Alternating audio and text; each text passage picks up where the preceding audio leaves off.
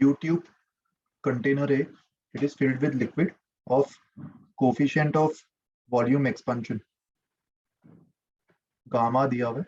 Gamma is 10 to the power minus 5 per degree Celsius. It lies in a vertical plane and height of liquid column in the left vertical limb is 100. So देख यहाँ पे ये situation है.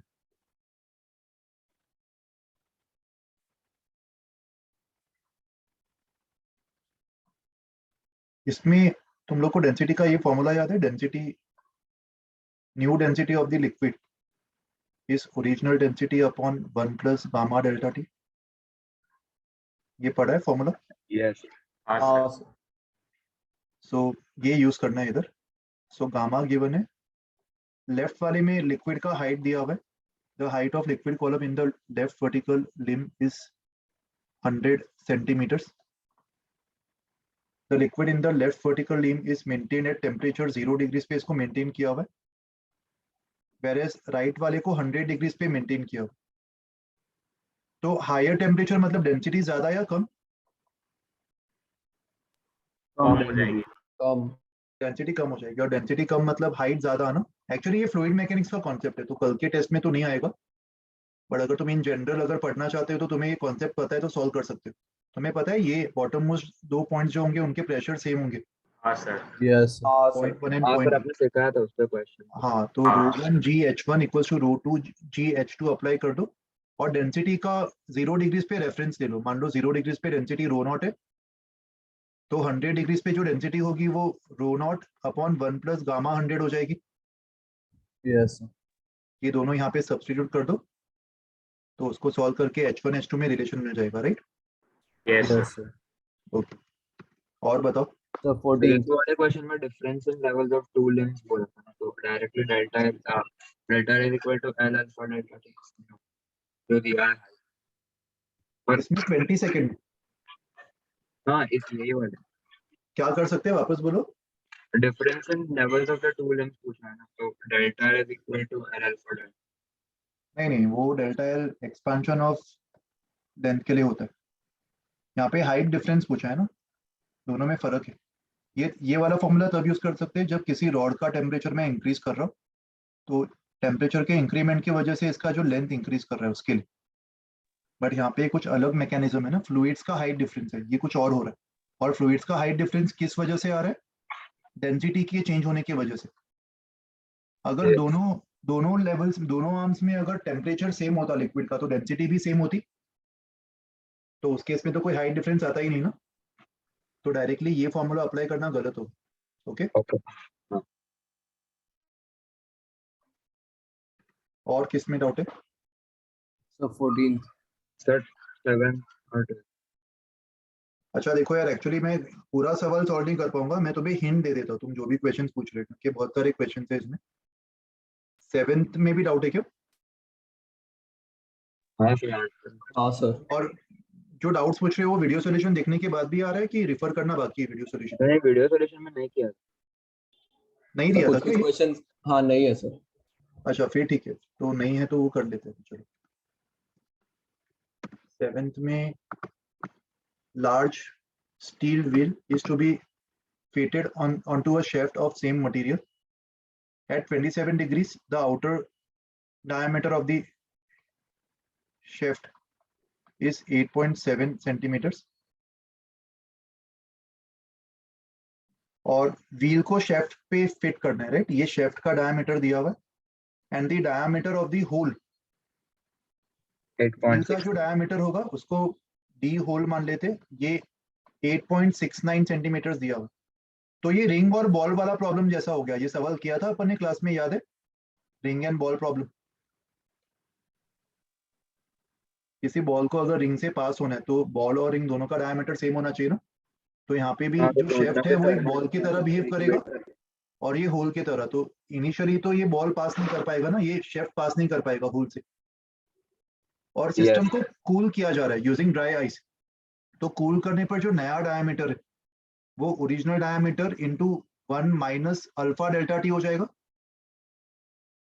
और वैसे ही ये शेफ्ट का मान लेते और वैसे ही होल का जो नया डायमीटर है वो होल का original diameter into 1 minus alpha two delta T हो जाएगा, और जब ये पास कर जाएगा उस समय ये दोनों डायमीटर्स को इक्वेट कर दो, तो इक्वेट करने पर आंसर आ जाएगा ना। हाँ सर। ठीक है, कॉन्सेप्ट समझ लो खाली। इसके रिटर्न सॉल्यूशंस भी तुम्हें पीएस के वेबसाइट पे मिल जाएंगे, तो कैलकुलेशंस या कोई स्टेप्स अगर तुम्हें वेरीफाई करना है तो ये भी तुम रिफर कर सकते हो। ये होगा ना सबके पास रिटर्न सॉल्यूशंस भी? सर नहीं, आप भेज सकते। नहीं है सर। हाँ सर, आप भेज दो ना ग्रुप पे। ठीक है, मैं ये भी सेंड कर दूंगा ग्रुप पे। ठीक है, ये तुम रिफर कर लेना बाद में। और बताओ। Sir 14th। Sir 12th। हाँ सर 14 में भी आंसर मैच नहीं कर रहा।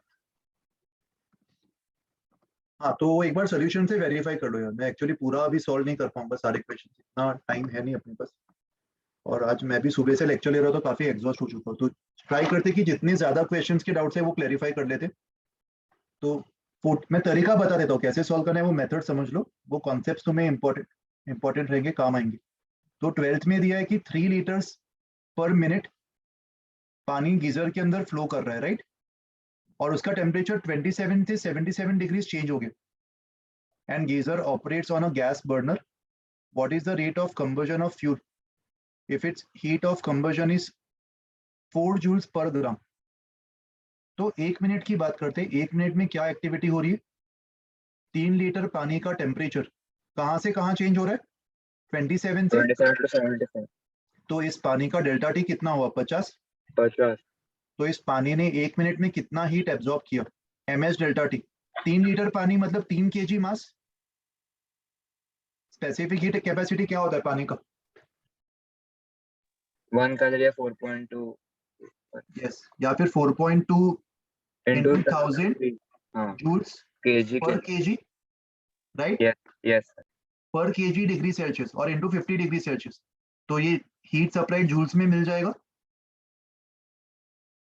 हाँ सर। मिल जाएगा ना। और ये हीट सप्लाइड ये भी 1 मिनट में हुआ होगा, अपन सब कुछ 1 मिनट के अंदर वाली एक्टिविटी देख रहे, right. Yes sir.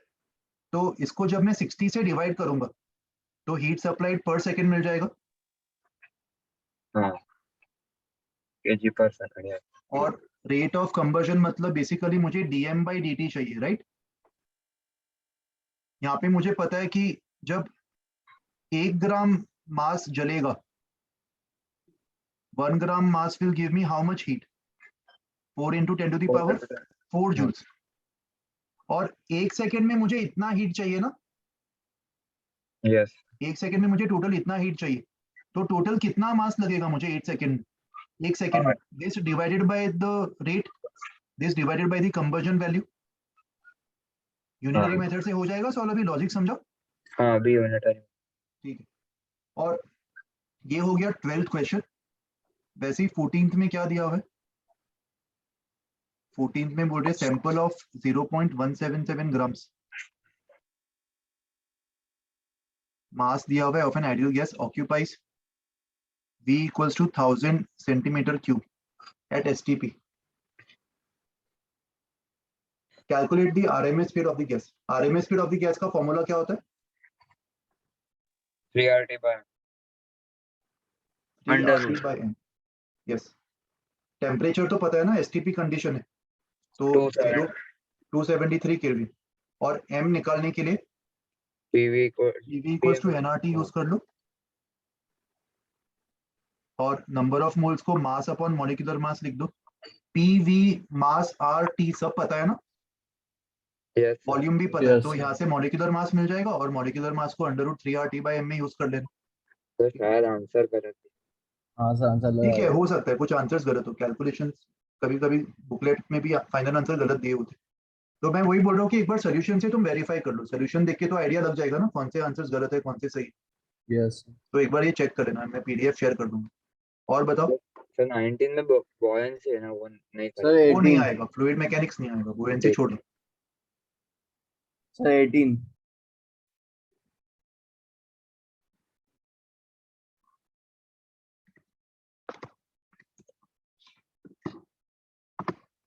Empty cooker का वॉल्यूम दिया हुआ है 10 लीटर, और गैस का प्रेशर दिया हुआ है 10 to the power 5 pascals at temperature 300 kelvin. Area दिया हुआ है विसल का और विसल का वेट दिया हुआ है।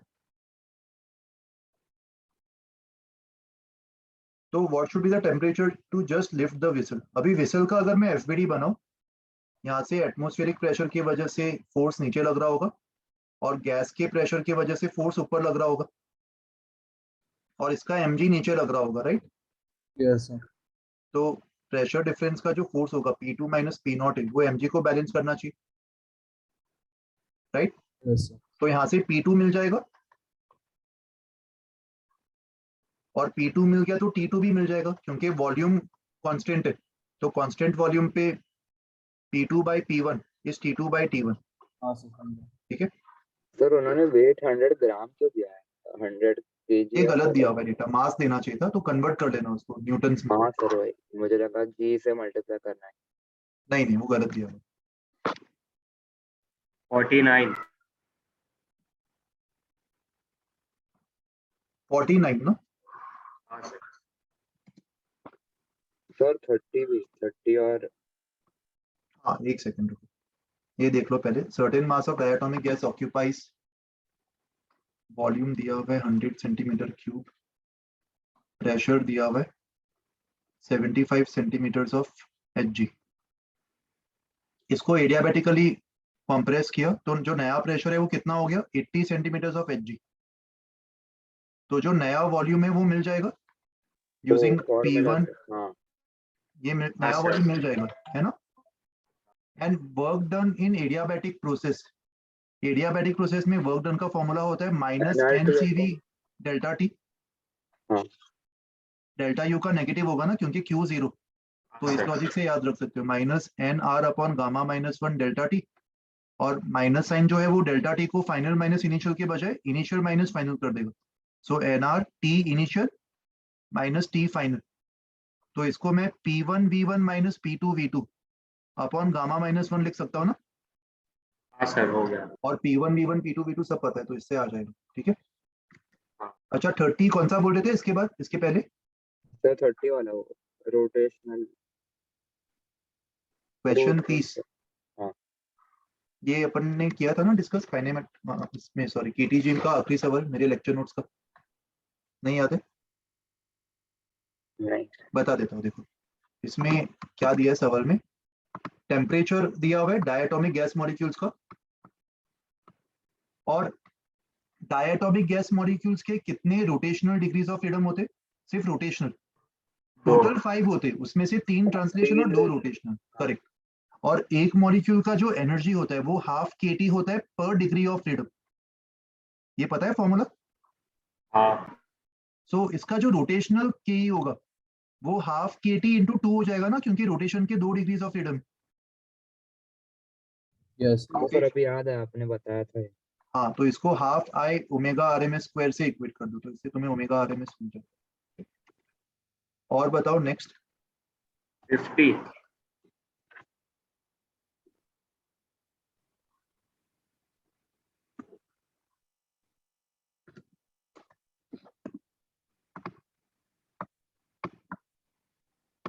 Calculate the efficiency of a heat engine in a gas whose ratio of specific heat gamma while it is being taken through a cycle is shown in the indicator diagram. Efficiency को निकालने का तरीका क्या सीखा था अपन ने? तो work done by Q positive वो। यस, और यहाँ पे दिया हुआ है कि A2B और C2D, A2B मतलब ये और C2D ये दोनों कैसे प्रोसेस है? एडियाबैटिक Q0 तीन प्रोसेस में तो Q 0 होगा तो उसकी तो फिक्र करने की जरूरत ही नहीं है ना। हाँ और क्या यहाँ पे मैं एरिया ऑफ द लूप निकाल सकता हूँ इजीली? नहीं, क्योंकि नहीं, कर्व है। तो हाँ एफिशिएंसी के अपन ने 2 फॉर्मेट देखे थे, either work done upon Q positive या फिर दूसरा फॉर्मेट था 1 माइनस Q नेगेटिव का मैग्नीट्यूड अपॉन Q पॉजिटिव का मैग्नीट्यूड। तो यहाँ पे ये वाला फॉर्मेट ज्यादा इजी होगा ना क्योंकि 2 Qs तो वैसे ही 0 हो गए।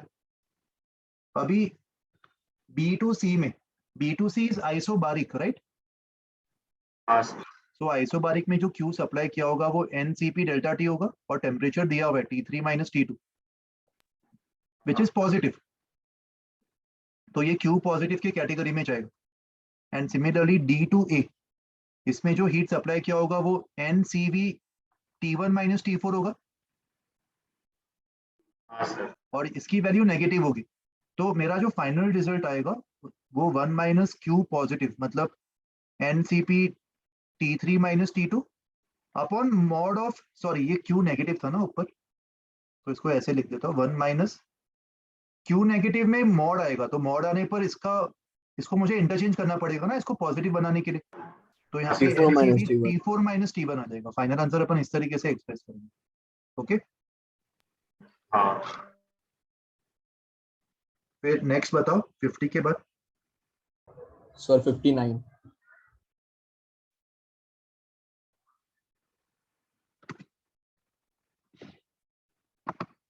A vertical brick duct tube is filled with cast iron. The lower end of the duct is maintained at temperature T1, which is greater than the melting point of Tm of cast iron, and the upper end is maintained at temperature T2, which is less. Okay. It is given that the conductivity of liquid cast iron. तो ये वाला जो temperature है, अगर मैं melting point Tm मान लूं, ये मेल्टिंग पॉइंट से ज्यादा होगा और ये मेल्टिंग पॉइंट से कम होगा, है ना। तो बीच में एक ऐसा पॉइंट होगा जिसका टेम्परेचर मेल्टिंग पॉइंट के इक्वल हो जाएगा। ये बात समझ में आ रही। हाँ सर। तो इसके नीचे वाले जितने भी पॉइंट्स है, इन सारे पॉइंट्स का टेम्परेचर मेल्टिंग पॉइंट से ज्यादा होगा। तो ये येलो कलर में जो मैंने मार्क किया हुआ है वो लिक्विड आयन होगा। हाँ सर। और लिक्विड आयन का it is given that conductivity of liquid ion is K times the conductivity of solid ion. तो सॉलिड का अगर मैं, अच्छा K टाइम्स, ये कंफ्यूजन होगा, कंडक्टिविटी को अपन जनरली K लिखते हैं ना, तो यहाँ पे कंडक्टिविटी को C मानते थे कंफ्यूजन को दूर करने के लिए। तो इसका कंडक्टिविटी K टाइम्स C होगा और इसका कंडक्टिविटी C होगा, right. This is Yes, sir. Liquid and this is solid. Alright, so क्या पूछा है सवाल में। अभी फॉर्मूला लगा लिख के लेंथ आ जाएगा ना, और वही पूछना मतलब। हाँ, अभी फॉर्मूला अप्लाई कर दो। फॉर्मूला क्या अप्लाई कर सकते हैं अपन, हीट करंट सेम होना चाहिए ना दोनों में से, सीरीज में। Series series connection. तो में। यस, तो KA delta T by L, इसको x मान लो तो ये L माइनस एक्स होगा। तो दोनों के लिए इक्वेट कर दो, ये दोनों के लिए सेम होना चाहिए ना। हाँ इसको सर, अप्लाई समझ। करके आ जाएगा, ठीक है। हाँ सर, थैंक यू। फिर नेक्स्ट बताओ। सर 65।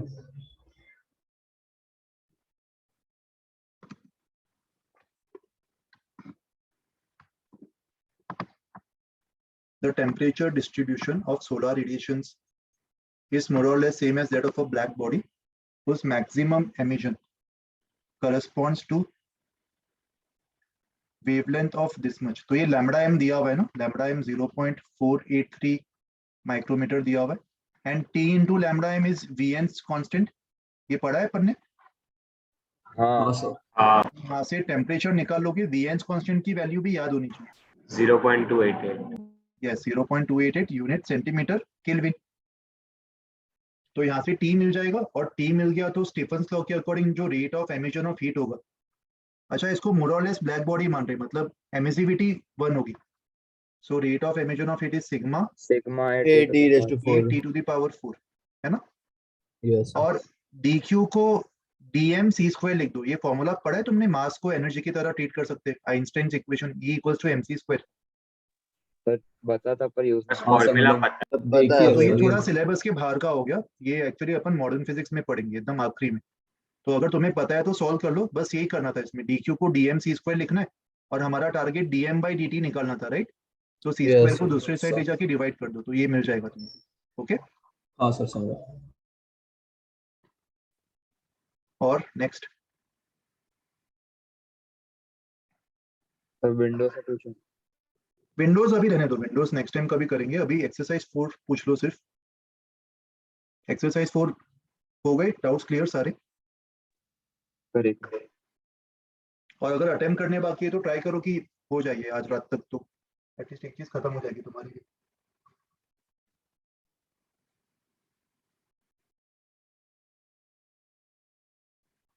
सर कंसेप्ट में डाउट, मतलब आप मुझे कंसेप्ट नहीं आता, वो आप समझा सकते कौन सा कॉन्सेप्ट बताओ? थर्मल एक्सपेंशन, जब रॉड दिया होता है और स्केल दिया होता है तो L R O R.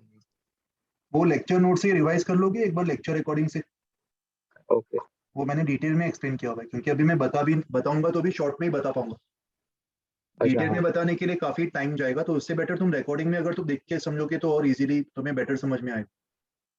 Okay. Okay, और कुछ नहीं डाउट है ना इसमें से, एक्सरसाइज 4 में से तो? नहीं सर। ठीक है, चलो ऑल दी बेस्ट कल के टेस्ट के लिए। ठीक है, स्ट्रेस मत लो, Thank you, जितना sir. आता है उतना अच्छे से करके आओ, फिर बाकी बाकी अगर कम मार्क्स भी आएंगे तो तुम्हें सीखने को मिलेगा कि कहाँ पे गलतियां हो रही। ओके, ऑल राइट, चलो take care, bye. Thank you so Bye. much. Sir. Thank you, sir.